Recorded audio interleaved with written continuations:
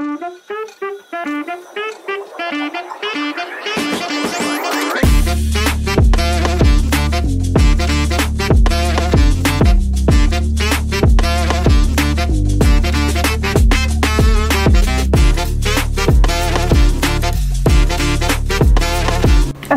warahmatullahi wabarakatuh. Halo Sobat Visipol UMPR, perkenalkan saya Anissa Rizkyananda, dosen program studi ilmu komunikasi.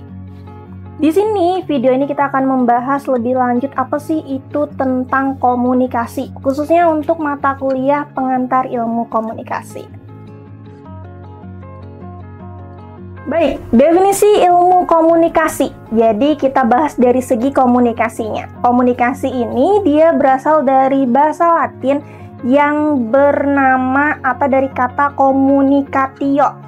Dia artinya adalah sama. Nah, sama di sini artinya adalah bagaimana adanya persamaan makna penafsiran pesan yang sama antara si pengirim pesannya kepada yang menerima pesannya.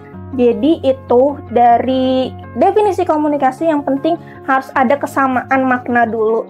Lebih lanjutnya, komunikasi ini sering kita bahas dalam kehidupan sehari-hari dan komunikasi ini ada di sekeliling kita. Bagaimana kita berkomunikasi, bagaimana kita berinteraksi, ngomong sama orang dan ngobrol sama orang.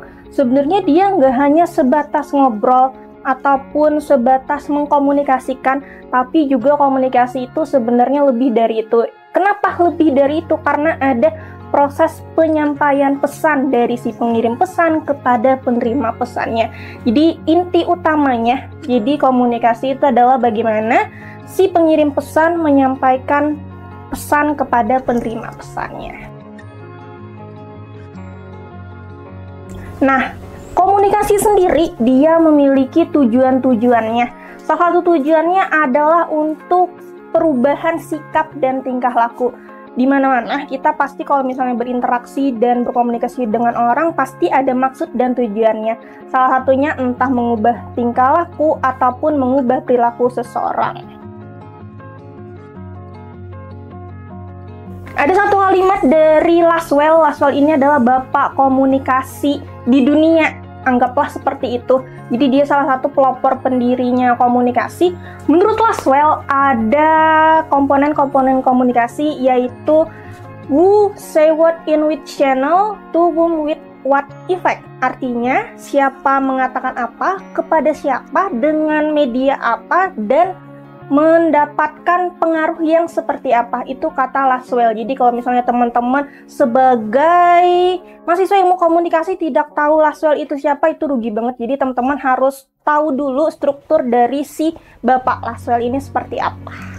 Nah, dari kata Laswell tadi, structure of communication, ada siapa mengatakan apa, melalui channel apa, kepada siapa, dengan efek apa, itu termasuk dalam komponen dan elemen-elemen komunikasi.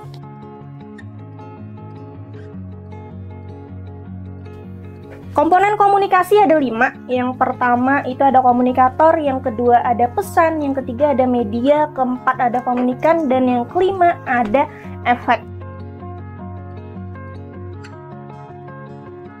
Oke, yang pertama itu komunikator. Di sini komunikator itu punya banyak istilah, yaitu pengirim pesan, sender, ataupun dia awal mula dari sebuah proses komunikasi itu ada.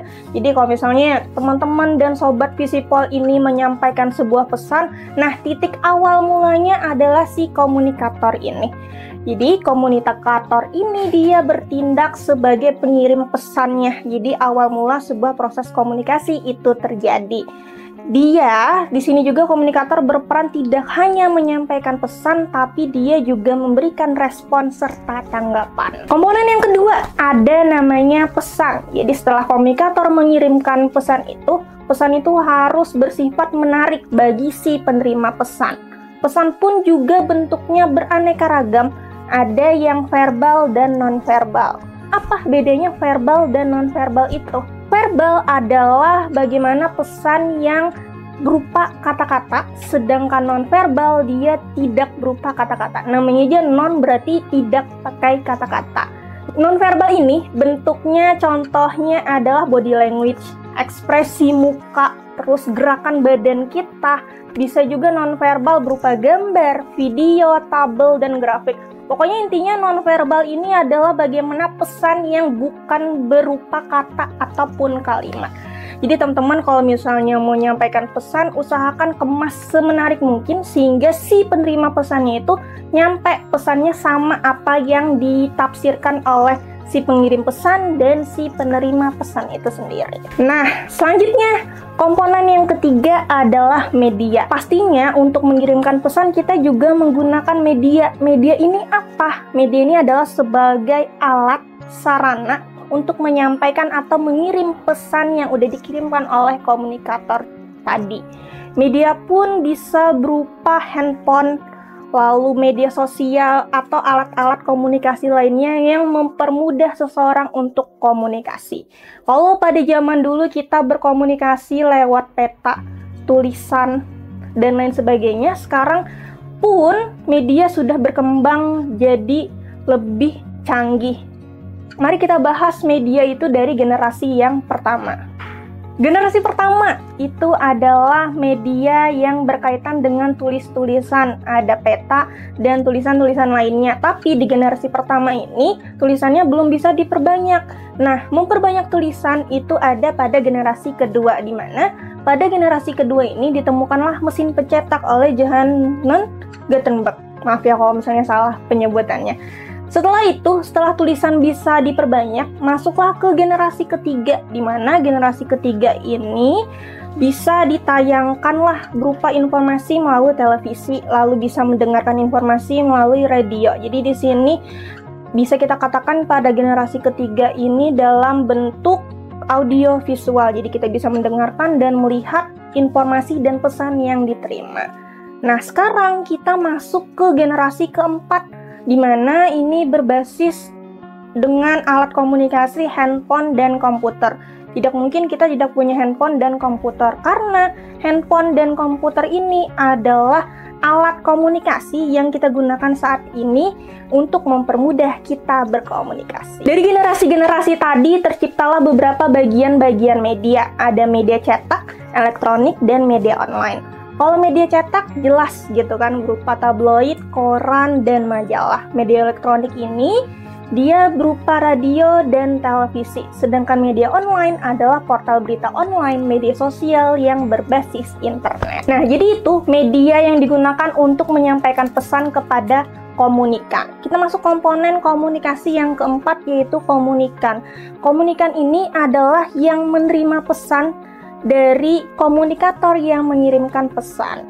Ada banyak nama untuk komunikan, bisa disebut sebagai halayak, bisa disebut sebagai audiens, atau dia receiver, penerima pesan itu sendiri. Peran komunikan ini dia bersifat dinamis. Kenapa disebut dinamis? Karena dia bersifat dua arah. Dua arah ini dia ketika menerima pesan lalu ingin mengirimkan pesan lagi ke komunikator, maka dia saat itu berubah perannya sebagai komunikator, yaitu mengirimkan pesan. Lalu setelah mengirimkan pesan tersebut, kita berharap ada efek ataupun feedback yang diberikan. Nah, efek dan feedback ini masuk ke komponen komunikasi yang kelima, di mana setelah menerima pesan diharapkan ada feedback, respon, dan tanggapan dari pesan yang dikirimkan tersebut.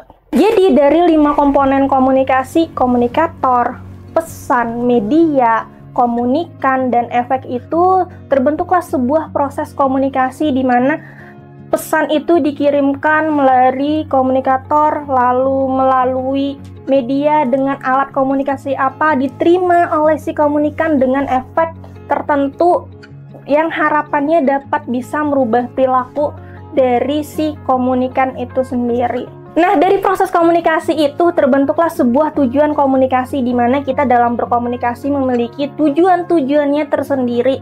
Beda orang, maka beda juga tujuan komunikasi yang ingin disampaikan. Tapi secara umumnya, komunikasi ini bertujuan untuk mengubah perilaku dan tingkah laku seseorang.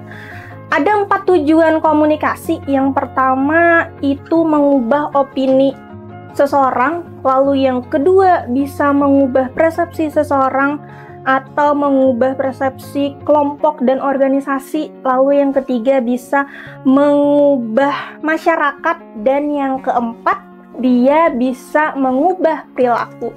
Jadi dari 4 tujuan komunikasi ini mungkin atau beberapa diantaranya dalam sehari-hari udah kita lakukan atau kita aplikasikan tujuan-tujuan tersebut. Walaupun kita dalam berkomunikasi tujuannya tidak mengubah opini masyarakat secara keseluruhan satu Indonesia, ya nggak apa-apa. Yang penting kan dalam sebuah komunikasi ada tujuannya, entah mengubah opini secara sederhana. Misalnya kita hari ini mau nongkrong di mana, yang awalnya kita pengen nongkrong yang di tempat makanan ringan, tapi dengan ada komunikasi lalu berpikir, oh kayaknya yang makanan berat oke juga. Nah itu kan salah satu bentuk mengubah opini seseorang yang darinya pengen ke kafe yang ada makanan ringannya aja, setelah berkomunikasi dia pengen makan di kafe yang ada makanan beratnya juga. Jadi komunikasi itu intinya adalah bagaimana proses penyampaian pesan dengan tujuan mengubah perilaku dan tingkah laku seseorang. Nah itu tadi apa aja tentang komunikasi, definisi komunikasinya, tujuannya, dan komunikasi secara generalnya seperti apa. Kalau dari video tadi atau dari yang udah saya sampaikan teman-teman masih nggak tahu, harap diulang lagi video ini. Semoga videonya bermanfaat dan teman-teman lebih mengenal lagi apa itu komunikasi. Saya Anissa Rizkyananda pamit, sampai jumpa di video selanjutnya. Have a nice day, bye-bye.